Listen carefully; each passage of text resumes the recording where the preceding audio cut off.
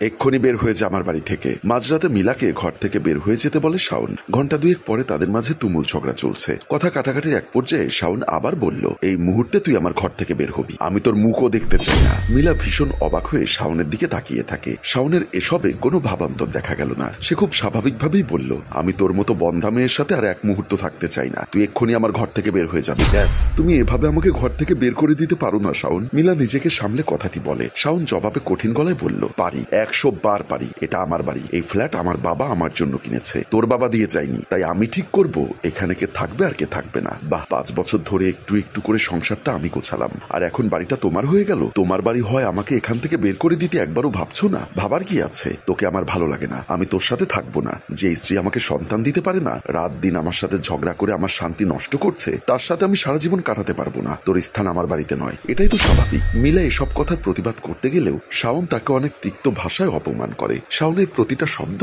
প্রতিটা বাক্য মিলাকে প্রতি সেকেন্ডে বুঝিয়ে দিচ্ছে সে একজন মেয়ে, তার নিজের বলতে কোনো বাড়ি নেই। তার কোনো বাড়ি নেই বলেই আজ খুব সহজেই তার স্বামী তাকে বাড়ি থেকে বের করে দিতে পারছে। শাওন মিলাকে এক প্রকার ধাক্কা দিয়ে ঘর থেকে বের করে নিয়ে আসে। মেইন দরজায় আনতেই মিলা বলল, তুমি এরকমটা করো না শাওন। মিলা অনুরোধ করে বলছে, এই মধ্যরাতে তুমি আমাকে বের করে দিলে আমার কি হবে? এখন আমি কোথায় যাব? প্লিজ বোঝার চেষ্টা করো শাওন, আমি কিছুই বুঝতে চাই না। আমার ঘরে তোর কোনো স্থান হবে না। আমি হাঁপিয়ে গেছি তোর সাথে এই অসুস্থ সম্পর্কটা টেনে নিয়ে যেতে। আমি কোথাও যেতে পারি না। সবার এক কথা, সুখবর কবে দিবি? তোর স্ত্রীর কি সমস্যা? এসব শুনতে শুনতে আমি ক্লান্ত হয়ে গেছি। আমি আর তোর সাথে থাকতে পারবো না। কথাগুলো বলে শাওন মিলার কোনো কথা না ভেবে বের করে দেয় বাড়ি থেকে। তারপর সে দরজা বন্ধ করে দেয়। এই মাঝরাতে মিলার স্থান কোথায় হবে? মিলা কিভাবে রাত পার করবে? এই কথাগুলো না ভেবে শাওন নিষ্ঠুরের মতো তাকে বের করে দিল। মিলা দরজার এপাশে বসে কান্নায় ভেঙে পড়ে। 5 বছর ধরে একটু একটু করে যে বাড়িটা সে সাজিয়েছে, যে সংসার সে গড়েছে, আর সেখানেই তার জায়গা হচ্ছে না। বাড়ি বলতে এটা একটা ফ্ল্যাট। এই ফ্ল্যাটের মালিক শাওনের বাবা। সেই সূত্রে শাওন বিয়ের পর শাওন এবং মিলা এই ফ্ল্যাটে নিজেদের ছোট্ট সুন্দর সংসার গড়ে তোলে। সিঁড়ি দিয়ে নামতে নামতে মিলা তার বিবাহিত জীবনের প্রথম বছরের কথাগুলো ভাবে। সেই বছরই ছিল তার জীবনের সবচেয়ে সুখের। শাওন এবং মিলার খুব সুন্দর সুন্দর মুহূর্তের সাক্ষী সেই বছর। মিলা সেই সময় নিজেকে সবার চেয়ে সুখী ভাবত, কিন্তু তার সুখ বেশি দিন টেকেনি। এরপর থেকেই বাচ্চা না হওয়া নিয়ে তাদের সম্পর্কে দূরত্ব তৈরি হয়, যা ধীরে ধীরে তিক্ততায় রূপ। মিলার মনে হচ্ছিল এই বুঝি শাওন সব ভুলে দরজা খুলে তাকে ভেতরে নেবে, কিন্তু না, তেমন কিছুই না। কিছুটা সময় পর দরজা খোলার শব্দ পেয়ে মিলা খুব খুশি হয়। তার কান্নারত মুখে হাসি ফুটে ওঠে। সে খুশি হয়ে বলে শাওন। সে দৌড়ে আবারও দরজার সামনে আসে, আর মুহূর্তের মাঝে মিলার খুশি বিলীন হয়ে যায়। সে ভেবেছিল শাওন দরজা খুলে তাকে নিতে এসেছে, কিন্তু না, তাদের ফ্ল্যাটের দরজা খুলেনি, খুলেছে পাশের ফ্ল্যাটের দরজা, যেখানে এক মহিলা থাকেন। তিনি দরজা খুলে বের হয়েছেন। মিলা তাকে দেখে চোখের পানি মোছার চেষ্টা করে। এটা দেখে মহিলা মুচকি হাসে, অতঃপর শান্ত গলায় বলে, তুমি রাতটা আমার ঘরে পার করতে পারো। মিলা প্রথমে সংকোচ বোধ করলেও মহিলাটির বারবার বলা তার সাথে তার ফ্ল্যাটে যায়। তবে সেই ঘরে প্রবেশ করার আগেও সে নিজেদের ফ্ল্যাটের দরজার দিকে তাকায়। এটা দেখে মহিলা বলল, মনের মধ্যে এত আশা জাগিও না যে একটা সময় তোমার আশা তোমার গলার কাটা হয়ে গলায় বিঁধে যায়। মহিলার কথার ভাবার্থ বুঝতে পেরে মিলা কান্নায় ভেঙে পড়ে। মহিলা তাকে নিয়ে ঘরের মধ্যে ঢোকে। উনি মিলাকে বসিয়ে দেয়। মিলা চারিদিকে তাকায়। এক গ্লাস পানি এনে সেটা মিলার হাতে দেয়। মিলা পানি খেয়ে আফসোস করে বলল, কি নেই আমার? রূপ যৌবন সবই তো আছে। আপনি জানেন আমাদের গ্রামের আমি 10 জন সুন্দরীর মাঝে একজন। আমাকে বিয়ে করার জন্য গ্রামের সব ছেলেরা পাগল ছিল, আর সেই আমি কিনা পোড়া কপালি হলাম। একটু থেমে মিলা আবারও বলল, একটা বাচ্চার জন্য রোজ আমার সাথে ঝগড়া করে। আরে বাচ্চা হওয়া না হওয়া কি আমার হাতে? এই সামান্য কথাটুকু বুঝতে চায় না। এই দুনিয়ায় মেয়ে হয়ে জন্মানোটাই বোধ হয় পাপ। তাই তো মেয়েদের সারা জীবন অন্যের ঘরের দাসী হয়ে কাটাতে হয়। বাবার বাড়ি, শ্বশুর বাড়ি, ভাইয়ের বাড়ি, স্বামীর বাড়ি, যে বাড়িগুলোর কোথাও মেয়েদের নিজের অস্তিত্ব নেই। বাড়িগুলো তাদের নয়। মেয়ে হয়ে জন্মালাম বলেই আজ মেয়েদের নিজের কোনো বাড়ি নেই শুনতে হয়। একটা পরের বাড়িকে এত যত্ন ভালোবাসা দিয়ে সাজানোর পরেও শুনতে হয় ওই বাড়িতে তোমার কোনো অধিকার নেই। এই নারী সত্তাটাকে আমি ঘৃণা করি। এত রূপবতী হয়ে লাভ কি হলো? সব সময় সবাই বলতো, তুই যা রূপবতী,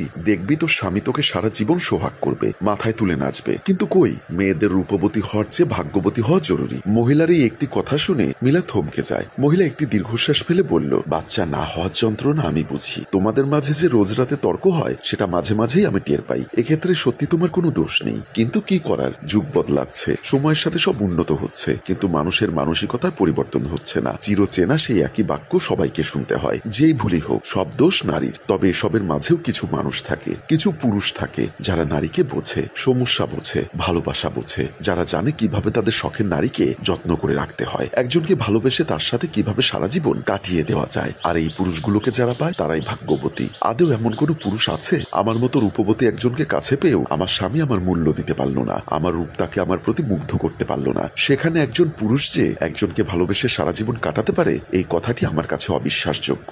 মিলার এই কথায় মহিলাটি ম্লান হাসে। তার হাসি দেখে মিলা বলল, আদেও আপনি এমন কোন ভাগ্যবতী নারীকে দেখেছেন যে সন্তান জন্ম দিতে অক্ষম জেনেও তার স্বামী তাকে ভালোবেসে সারা জীবন সুখে ছিল? আচ্ছা, তুমি আমার সাথে ভেতরে এসো বলে রুমের দিকে নিয়ে আসে। বিছানায় বসিয়ে বলল, আমার উত্তর হচ্ছে দেখেছি। এই কথায় মিলা অনেকটা অবাক হয়। সে বিশ্বাস করতে পারে না। আসলে শাওন তার সাথে একটি বাচ্চার জন্য এত ঝামেলা করেছে যে সে মানতেই পারছে না কোনো বন্দা মেয়ের সাথে কোনো পুরুষ সারা জীবন কাটাতে পারে। বিষয়টি বুঝতে পেরে মহিলা মুচকি হেসে বলল, তুমিও তেমন এক ভাগ্যবতী নারীকে দেখেছ। মিলা ভীষণ বিস্মিত হয়। সে অবাক চোখে বৃদ্ধার দিকে তাকালে মহিলা মাথা নাড়ায়, তারপর বলল, আমি এক ভাগ্যবতী। মিলা এবং মহিলা পাশাপাশি বসে আছে। মিলা মহিলার জীবনের গল্প জানতে আগ্রহ প্রকাশ করে। মহিলা প্রথমে বলতে চায়, তার মনে হয় তার গল্প মিলাকে কষ্ট দিবে। মিলা সেজন্য জোর করে বলে, আপনি বলুন, আমি কষ্ট পাবো না, বরং আপনার গল্প শুনলে হয়তো আমার ভালো লাগবে। নিঃসন্তান হয়ে আমি যে কষ্টটা পাচ্ছি সেটা হয়তো কমবে। হতে পারে শাওন আর আমার তিক্ততার সময়গুলো কিছু সময়ের জন্য হলেও ভুলে যাব। নিঃসন্তান দাবি করব না নিজেকে।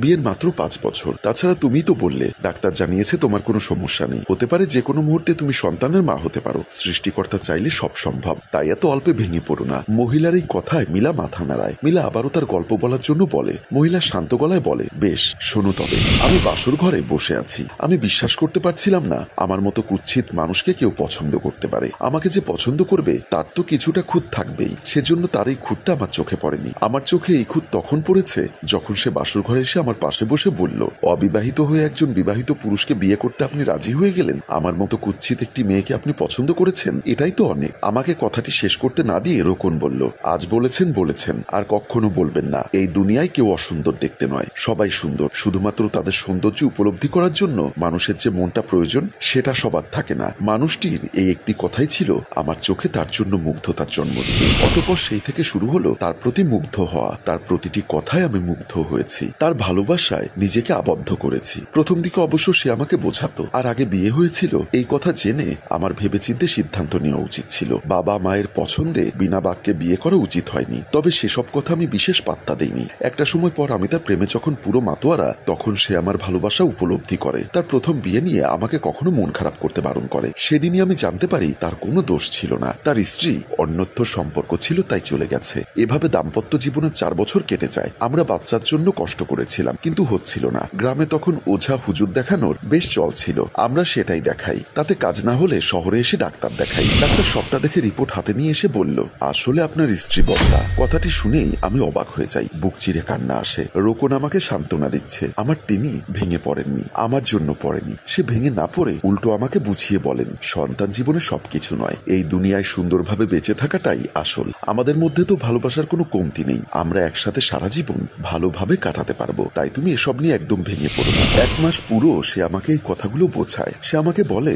ধরো আমাদের একটি সন্তান হলো, সে বড় হয়ে আমাদের বৃদ্ধাশ্রমে পাঠিয়ে দিল। এটা ভালো হলো নাকি এখন আমরা একসাথে নিজেদের বাড়িতে আছি এটা ভালো? এভাবে নানা উদাহরণ দিয়ে আমাকে বোঝাতো। তার পরিবার এক মুহূর্তের জন্য কখনো আমাকে বাচ্চা নিয়ে কথা বলার সুযোগ পায়নি। সে সুযোগ দেয়নি। সবসময় সে প্রতিবাদ করেছে। তার এক কথা, আমার স্ত্রী আমার জীবন, আমি বুঝে নিব। সেই থেকে আজ অব্দি আমার নিজেকে এই পৃথিবীর সবচেয়ে সেরা ভাগ্যবতী বলে মনে হয়েছে। সে আমাকে এত ভালোবাসা দিয়েছে যে আমি কখনো নিজেকে আর অসুন্দর অযোগ্য বন্দা ভাবার সুযোগ পাইনি। এভাবেই আমরা হেসে খেলে 40 বছর কাটিয়ে দেই। অতঃপর সে তার সারা জীবনের সঞ্চয় দিয়ে এই ফ্ল্যাটটি আমার জন্য কেনে। যেদিন এই ফ্ল্যাটে আমরা প্রথমবার উঠি সেদিন সে আমাকে বলেছিল, এটা তোমার ঘর, একান্তই তোমার, যেখানে অন্য কারো অস্তিত্ব নেই। শ্বশুর বাড়ি বাবার বাড়ি শুনতে তুমি অনেকটা কষ্ট পেতে। আমি দেখেছি তোমার সেই অজানা কষ্ট। এখন থেকে সেই কষ্টটা ভুলে যাও। এটা তোমার বাড়ি, তোমার ঘর, পুরো ফ্ল্যাটটা তোমার, যেখানে আমি তোমার ভালোবাসা হয়ে তোমার বাড়িতে তোমার সঙ্গে থাকবো। যেদিন তুমি আমার স্ত্রী হয়ে আমার ঘরে আসলে সেদিন আমি নিজেকে নিজে শপথ করেছিলাম আমার অর্ধাঙ্গিনীকে কখনো কষ্ট দিব না, তার হক কখনো নষ্ট করব না। তোমার হক পালন করতে হলে তো আমাকে ভালোবাসতেই হতো। আমি কোনো কিছু না ভেবে সেদিন তাকে শক্ত করে আঁকড়ে ধরেছিলাম। সেদিন আমার এত ভালো লেগেছিল যে আজও আমার কাছে সেই স্মৃতি জীবন্ত মনে হয়। তার ঠিক 7 বছর পর সে আমাকে ছেড়ে চলে যায়। তবে আমি তার শূন্যতা কখনো অনুভব করিনি আমার জীবনে। এই ঘরে তার এত স্মৃতি রয়েছে যে সেগুলোর সাথে আমি নতুন এক আমিকে খুঁজে পেয়েছি। তাই তো এখনো তাকে ছাড়া দিব্যি বেঁচে আছি। কারণ আমার মনে হয় সে আমাকে ছেড়ে কখনো যায়নি। সে আমার পাশেই আছে। সে তার মায়াবতীকে ছেড়ে কোথাও যেতেই পারে না। কথাগুলো বলতে বলতে মহিলার চোখে পানি চলে আসে। সে চোখের পানি মুছে নেয়। মিথিলা তার কথাগুলো শুনে মুগ্ধ গলায় বলে, আপনি সত্যি ভাগ্যবতী। হ্যাঁ, এজন্যই তো বললাম রূপবতী হওয়ার চেয়ে ভাগ্যবতী হওয়া জরুরি। নিঃসন্তান হয়েও আমি কখনো সন্তানের অভাব অনুভব করিনি। ওই মানুষটা আমাকে কখনো অনুভব করতেই দেয়নি। সবটাই ভাগ্য। আমি এক ভাগ্যবতী বলেই এতটা সুখ জীবনে পেয়েছি। মধুবালার এই কথা শুনে মিলা মাথা নাড়ে। মধুবালা দরজার পাশে দাঁড়ানো শাওনকে অনেক আগেই দেখেছে। শাওন মিলাকে খুঁজতে বের হয়ে তার দরজার সামনে এসে দাঁড়ায়। মিলা যদিও এখনো শাওনকে দেখেনি। মধুবালা শাওনকে শুনিয়ে শুনিয়ে বলে, তোমাদের ঝগড়া যখন আমি শুনতাম তখন আমি আরো গভীরভাবে অনুভব করেছি আমি কত ভাগ্যবতী, আমি জীবনে কত সুখ পেয়েছি। আপনাদের কাছে হয়তো সন্তান কোনো বিষয় নয়, কিন্তু আমাদের জন্য একটি সন্তান অনেক কিছু। শাওন এই কথাটি বলে ঘরের ভেতরে আসে। তার কথা শুনে মধুবালা মুচকি হাসে, আর মিলা শাওনকে দেখে অবাক হয়। আর এখানেই টানটান টুইস্ট রেখে আমাদের গল্প শেষ হয়। সম্মানিত ভিউয়ার্স, আপনারা কি চান? মিলা শাওনের সুখী দাম্পত্য নাকি অন্য কিছু? আশা করি সুখী দাম্পত্যই চান। কমেন্ট করুন দ্বিতীয় পর্বের জন্য। গল্পটির ভাবনায় ও পরিচালনায় হাশেম রাজু, চিত্রগ্রহণ শিহাব ও শাকিল, প্রযোজনায় মঞ্জুর মোর্শেদ মিউজিক প্লাস। গল্পটি ভালো লাগলে লাইক, কমেন্টস ও শেয়ার করে দিন। ধন্যবাদ।